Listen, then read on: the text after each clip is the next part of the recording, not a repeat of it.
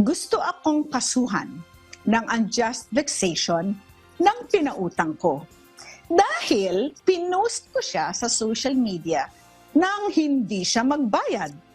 Pwede ko ba siyang kasuhan naman ng estafa? Okay. So galing po yan kay JB, Attorney Marvy. Ano pong masasabi po natin? Nako, ito po ang problema ng magkakaibigan, magkakamag-anak at magkakaopisina. Pwede po kasuhan ng estafa ang nangutang sa inyo kung sa simula't simula pa lang, wala na pala siyang intensyong magbayad. Okay. So pwede po, pwede po siyang makasu.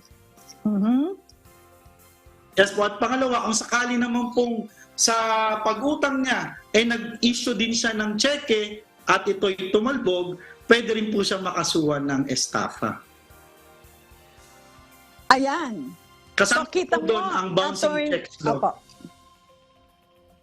Okay, bouncing checks law. So, ito naman kasing mga nangungutang, ewan ko ba, nangungutang na nga kayo, mahiya naman kayo, nangungutang na kayo, hindi pa kayo magbabayad, ngayon magdedemanda pa, hindi ba? So, okay.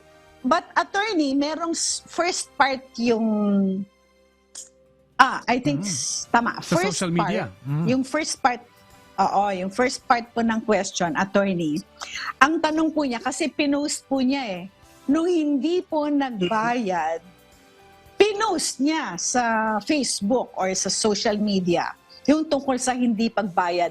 Pwede ba daw po yan na siya daw ay kakasuhan ng unjust vexation nung tao na may utang sa kanya na pinost niya sa Facebook? Maaari po, unjust vexation in relation to our cybercrime law.